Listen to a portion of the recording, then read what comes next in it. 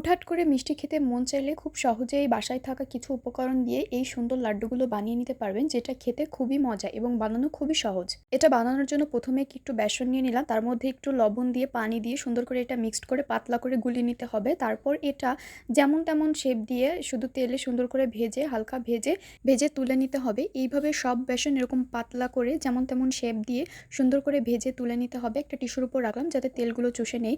এরপর আমি একটা ব্লেন্ডারে আস্তে আস্তে অল্প অল্প করে দিয়ে এটা সুন্দর করে গুঁড়ো করে নেব। অবশ্যই মচমচে হলে গুঁড়োটা বেশি ভালো হবে। এরপর আমি আরেকটা পাত্রে দিয়ে দিলাম হচ্ছে একটু পানি, পানির মধ্যে দিয়ে দিব হচ্ছে একটু দারচিনি, এলাচ দিয়ে এরপর এর মধ্যে দিয়ে দিব চিনি। চিনিটা পরিমাণ মতো দিতে হবে, যে যেমন মিষ্টি খাবেন। তো আমি একটু বেশিই দিলাম, আমার এখানে প্রথমে কম হয়ে গেছিলো, পরে আবারও দিলাম।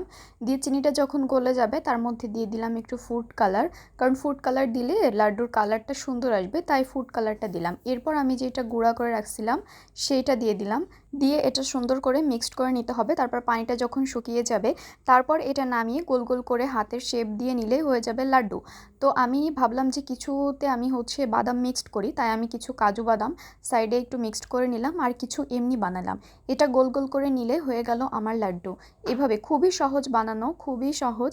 একবার হলো ট্রাই করে দেখবেন, আসলে অনেক মজা খেতে। এটা ফ্রিজে রেখে খেতে খুবই মজা। কেমন লাগলো আমার লাড্ডুর রেসিপিটা অবশ্যই জানাবেন। ভালো লাগলে অবশ্যই লাইক, কমেন্ট, শেয়ার করবেন। Thank you.